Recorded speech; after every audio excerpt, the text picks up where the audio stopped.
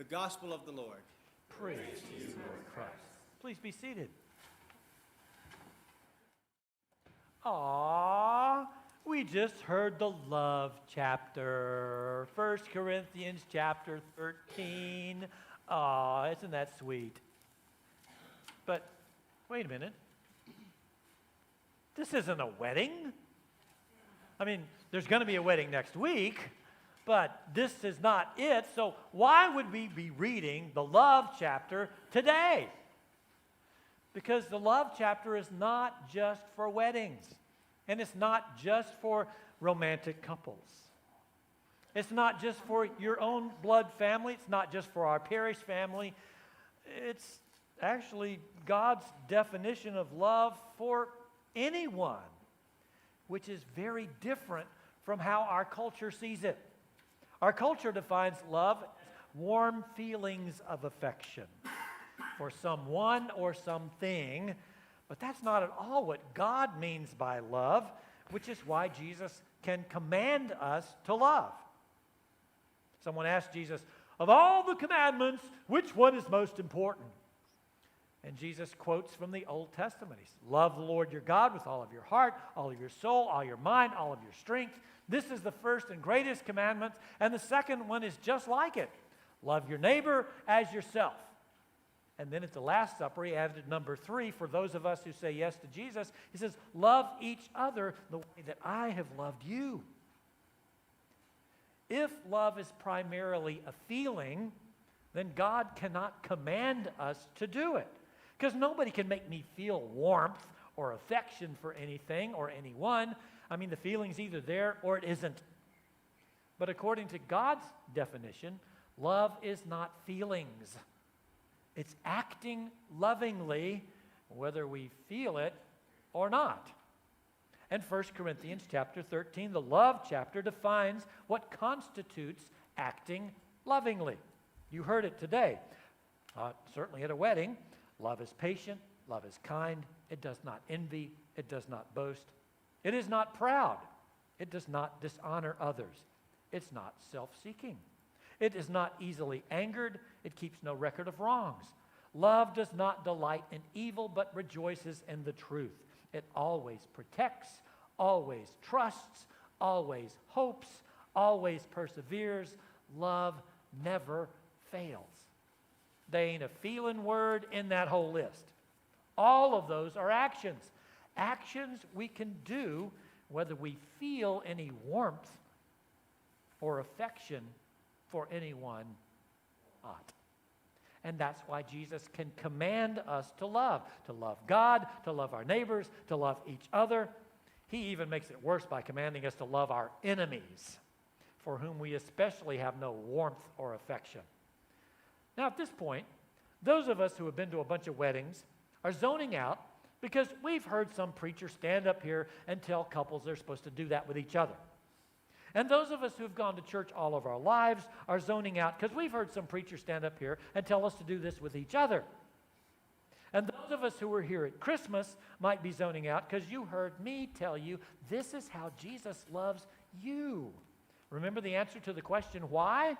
Because he loves me. Because he loves me. Yes, he does. Why does God do everything that he does? Because he loves me. But none of those are where I'm going today because you already know all of that. No, I'm going back to Jesus' big 3 commandments and hit the one that we miss whenever we talk about this love chapter. Now, is it loving one another? Nope. Is it loving our neighbors? Nope. It's not even loving our enemies. We'll talk about that another time. No, I'm going all the way back to that first and greatest commandment. Love the Lord your God with all of your heart, with all of your soul, with all of your mind, and all of your strength. What might it mean to love God the way the love chapter tells us to love? Let's go down the list. Love is patient. Who here has had God answer a prayer in their life? Okay? Should be all of you because God answers every prayer. Sometimes he says yes. We like it when that happens. Sometimes he says no. We're not as particularly thrilled when that happens. And sometimes he says not yet. We don't like that one either. But God answers every prayer. So let me ask the question again a little differently. Who here has had God answer a prayer with a yes? Okay. Did he do it as quickly as you wanted him to? Sometimes, but often not. In fact, usually not. And none of us gets a yes to all of our prayers, which means all of us have been disappointed with God at some point when he didn't do what we wanted him to. And even if he did do what we wanted him to, he probably didn't do it as quickly as we would have liked, which means we've all had to be patient with God. And when we're waiting on God, it does absolutely no good to fume or fuss or tap your foot or look at your watch or honk the horn or try to push, because God is never in a hurry. God is God and we are not, which means that anything that he does or does not do is on his schedule and not ours, which means we get to be patient with God a lot. And why would I do that? Because I love him. Now, at Christmas, the answer to the why question every time was because he loves me. The answer to the why questions today every time is going to be because I love him. Because I love him. Let's try that. Because I love him. Again, because I love him. Why be patient with God? Because I love him. And love is patient. Love is patient. Love is kind. Kindness is not just being nice, though it is that. Kindness is generosity. If I'm kind to you, I will be generous with you with my time, my attention, my energy, and if you need it, even my stuff and or my money. Kindness to God means the same thing. It's being generous with him with my time, my attention, my energy, my stuff, and my money. It's carving out time every day to spend with God in conversation and in the Bible. It's offering him my attention when I'm here. It's offering him and exerting my energy when there's a need that I can meet or someone to serve. And it's giving God stuff and money generously. Why would I do that? Because I love him. And love is kind. Love is patient. Love is kind. It does not envy. You know, God has it really easy. He can do anything he wants, any time he wants, and he knows and owns everything, and I don't. So it's really easy to envy God and wish that we had all of his stuff and all of his power. But when we think of God's having all power, let's understand he also carries every burden. Now, those of us who are parents understand this. When our kids hurt, we hurt. If someone mistreats our children, they attack us.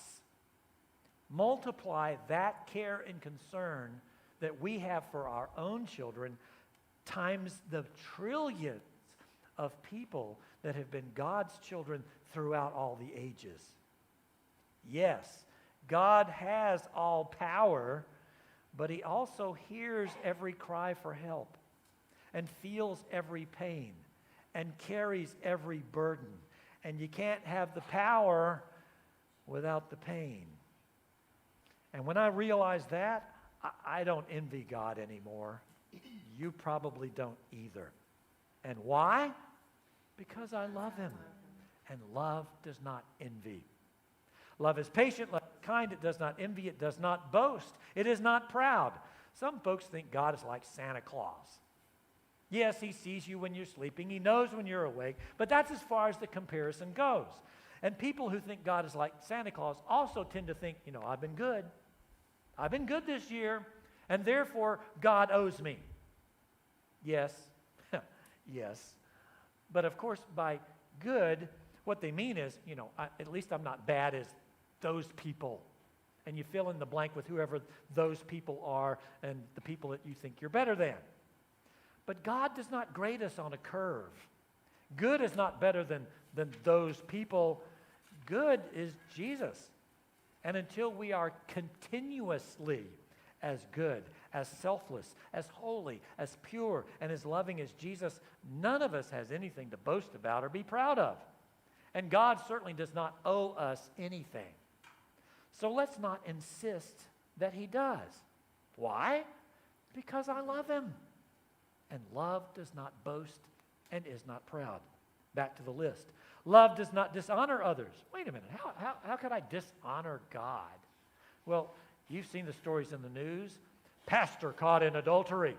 Church scams its members. Murderer says, God told me to kill my kids. There was a guy in the news yesterday who was arrested by the Secret Service in Washington on his way to kill the president because, quote, God instructed me to lop off the head of the serpent.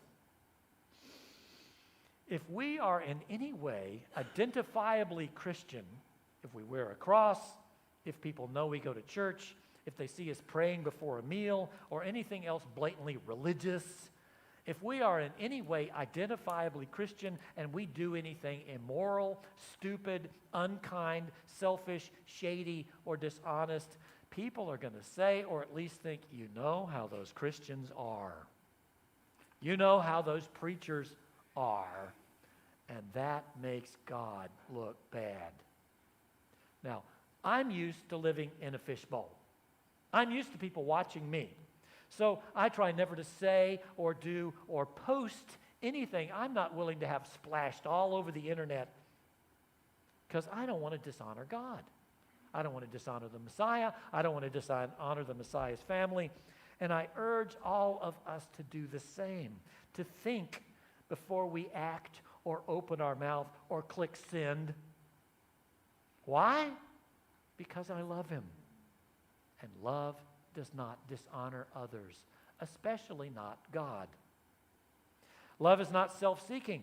Jesus does everything he does for our benefit, for my benefit, for your benefit, not his. Let's return the favor and choose to do everything we do for his benefit and not ours. Why? Why? Because I love him. And love is not self-seeking. Love is not easily angered. It keeps no record of wrongs. Let's be honest. Every one of us has been mad at God at some point in our life. Some of us, right now, are livid, disgusted, or at least disappointed in him. We prayed for someone that we love, and they got worse, or they died. We were in a jam, and we begged God for help, but we still failed the test, lost the job, got hurt, or went through the divorce. And we blamed God for doing it, or we at least thought, why didn't you do something about that? And why did you let that happen? Or we look at all the injustice in the world and we think, God, why don't you fix all of that? Some of us have been mad at God for a long time. And when we get mad at God, let's remember the story of Job and that God is not the only spiritual presence at work in the world around us. There is the other side, the enemy. And remember, the Hebrew word for enemy is Satan. And the devil and his minions, that would be both demonic spirits and selfish people, the devil and his minions, not God, are behind most of the crises and the catastrophes that afflict us. And the other bad stuff like natural disasters and pandemics, those are just part of living in a bent and broken world. When bad things happen to God's people, God is not doing it. Now, yes, he works through those things and he always works around them, but he doesn't do them to us. Let's not blame God for what the devil does. And when we get angry with God, let's forgive him. You say, who am I to forgive God? Well, who am I to be angry or disappointed with him? Especially for stuff that's not his fault. Let's refuse to blame God for what the devil does. And let's forgive him for what we think he's done or left undone in the past. Why? Because I love him. And love is not easily angered and keeps no record of wrongs. Love does not delight in evil, but rejoices in the truth. Now, why do people exceed the speed limit, or blast through stop signs, or cheat on their taxes, or cheat on their spouse, or exploit others, or watch pornography, or tell lies, or eat too much, drink too much, or do illegal drugs, or any other evil stuff? Well, because it seemed like a good idea at the time. It looked good, it smelled good, it tasted good, it got me where I wanted to be quicker, it was a thrill. The bottom line of why we delight in evil is because I want what I want when I want it. Don't you? In hindsight, however, does doing any of those things really make us happy for long? Now, sure, they're fun for the moment, but then we have to worry about getting caught, or getting sick, or getting pregnant. Those pesky consequences. The wiser thing is to admit the truth, that God is smarter than we are, and his ways are higher and healthier than ours, and in the long run, we are healthier and happier living God's way rather than our own, and that's the truth. Even though we all want what we want when we want it, let's choose to give up our selfishness and live life God's way. Why? Because I love him. Because I love him. And love does not delight in evil, but rejoices in the truth. Love always protects, always trusts, always hopes, always perseveres. Living God's way and doing the right thing is tough. It's swimming against the current of our culture. It's running against the wind of our own selfishness. And it takes a continual commitment to guard our faith, to rely on God, to hang on to hope, and to stay in the race no matter what hurdles we have to jump over. Why? Because I love him. And love always protects, always trusts, always hopes, always And finally, last on the list, love never fails. Feelings fade. Feelings come and go. Feelings carry us only as far or as long as they last. On the other hand, a deliberate commitment to do the right thing and act lovingly, whether I feel like it or not, takes us to the finish line, carries us on to completion, and keeps us on track till Jesus comes back. Now, I hope all of us have said yes to Jesus. But please, let's re-say that every day. Why? Because I love him, and love never fails. Now, 1 Corinthians 13, the love chapter, defines love. How to love our family, how to love our Christian family, how to love our friends, how to love our enemies, and how to love God. And love is not a feeling. It's choosing to act lovingly, whether we feel like it or not, toward our family, toward our parish family, toward our enemies, toward our neighbors, and especially towards God. And why? Because I love him.